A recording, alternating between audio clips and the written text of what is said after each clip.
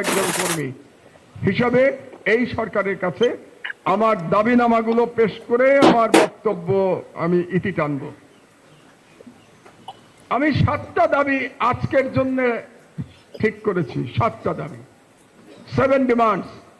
1 নম্বর demand, ছাত্র জনতার বিপ্লবে আহতদের দেশে ও বিদেশে যথাযথ চিকিৎসা এবং পুনর্বাসনের জন্য অনতিবিলম্বে একটি কমিটি গঠন করতে হবে। আমি ইউনূস সরকারকে আমার অভিজ্ঞতা থেকে একটা সাজেশন দিতে চাই। নেয়া না নেয়া ডক্টর ইউনূসের ব্যাপার। এই কমিটিটা 4 জন ব্যক্তির সমন্বয়ে আপনি করেন। 1 নম্বর ব্যক্তি স্বাস্থ্য উপদেষ্টা। কেন? কারণ যারা আহত তারা সবাই কোনো না কোনো হসপিটালে তারা চিকিৎসাধীন আছে। কাজেই স্বাস্থ্য উপদেষ্টার পক্ষে তাদের তালিকা পাওয়া খুব সহজ এবং কার কি সমস্যা এটা জানা সহজ। সুতরাং স্বাস্থ্য উপদেষ্টা। 2 নম্বর অর্থ উপদেষ্টা ডক্টর সালাউদ্দিন, কারণ তাদের দেশে বিদেশে চিকিৎসা এবং পুনর্বাসনের জন্য টাকা লাগবে। সেই টাকার বিষয়টা অর্থ মন্ত্রণালয়কে দেখতে হবে। কাজে কোঅর্ডিনেশনের জন্য অর্থমন্ত্রী লাগবে।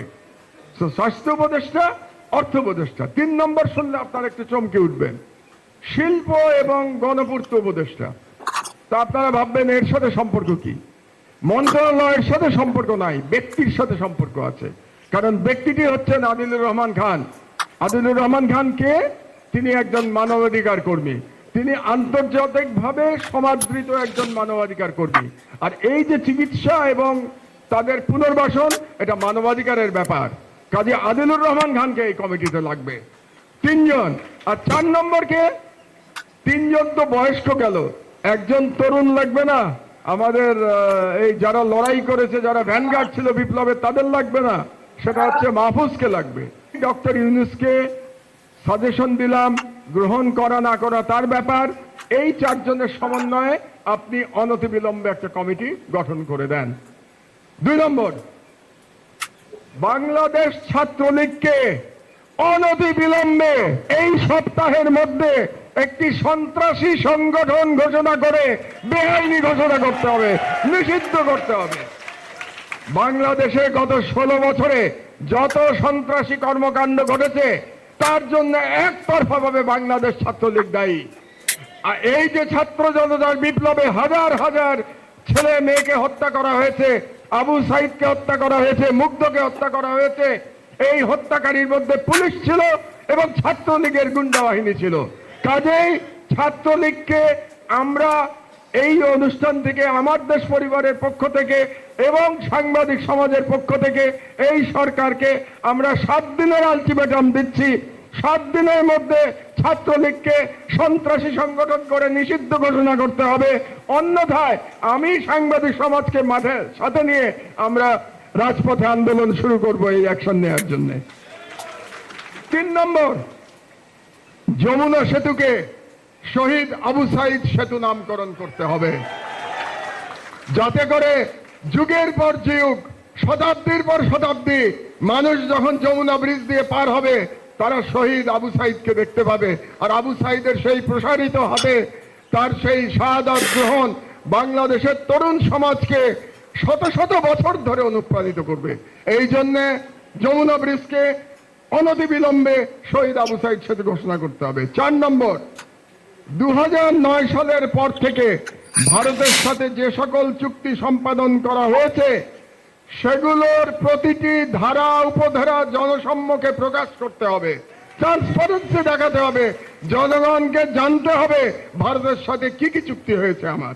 1, 2, এটার সেকেন্ড পার্ট হচ্ছে এগুলো পুনর্বিবেচনার জন্য একটা কমিটি গঠন করতে হবে যেখানে দেশপ্রেমিকরা থাকবে, যেখানে ডক্টর ইফতেখারুজ্জামান এবং ডক্টর দেবপ্রিয়র মতো কোনো ব্যক্তি, ফ্যাসিবাদের কোনো দোসর এবং ভারতীয় হেজেমনির এই দেশীয় কোনো দালাল থাকতে পারবে না।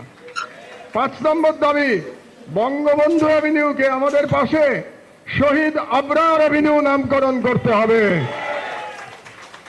কারণ আপনাদের বুঝতে হবে এই ছাত্র জনতার বিপ্লব শুরু হয়েছে শহীদ আবরারের শাহাদাতের মধ্য দিয়ে। এই ছাত্র জনতার ইন্ডিয়ান হেজেমনি বিরোধী বিপ্লব শুরু হয়েছে।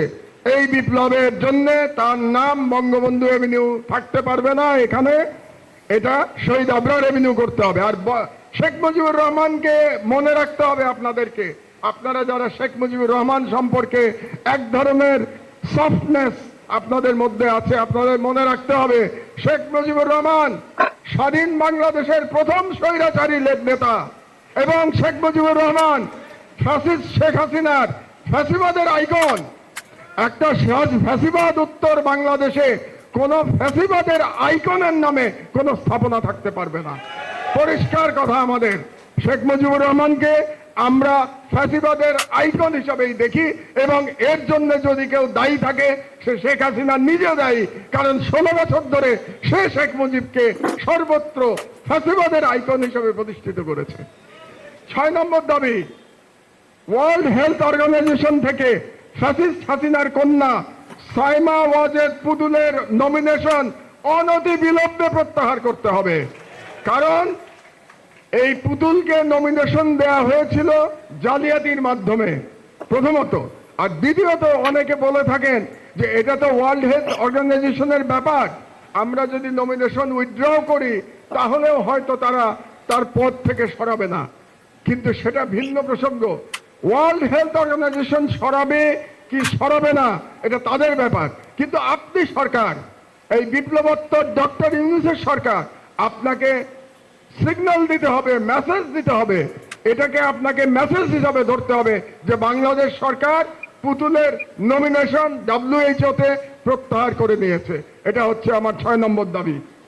আর নাম্বার 7, আমি এবার জেলে গিয়ে 2 জন ব্যক্তি যারা জেলে মারা গেছেন তাদের মৃত্যু নিয়ে এই 5 দিনে অনেক কথা শুনে এসেছি।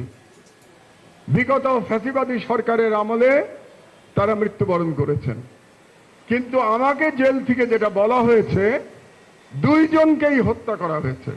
এটা জেলের 90% কয়েদিদের ধারণা, যে আমি নাম বলছি আপনাদেরকে একটু পরে, যে 2 জনকেই ফ্যাসিবাদী সরকার হত্যা করেছে।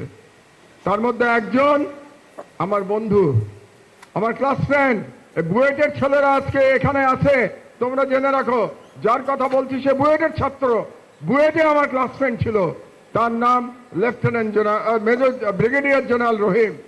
ব্রিগেডিয়ার জেনারেল রহিম জেলে বন্দী ছিল 10টা অস্ত্র মামলা এবং 21শে আগস্ট গ্রেনেড হামলার মামলায়, এবং তাকে বলা হয়েছে সে হার্ট অ্যাটাক করে মারা গেছে, কিন্তু আমাকে বলা হচ্ছে যে তার হার্ট অ্যাটাক হয়েছিল, তারপরে তার চিকিৎসা করা হয়নি। এখানে ডাক্তার একজন বসে আছে, ডাক্তার সালাউদ্দিন, তাকে যখন আইসিইউতে নিয়ে গেছে আইসিইউ এর বিদ্যুৎ বন্ধ করে দেওয়া হয়েছিল, পাওয়ার ছিল না আইসিইউতে, কোনো ইলেকট্রিসিটি ছিল না, 2 থেকে 3 ঘন্টা ইলেকট্রিসিটি ছিল না।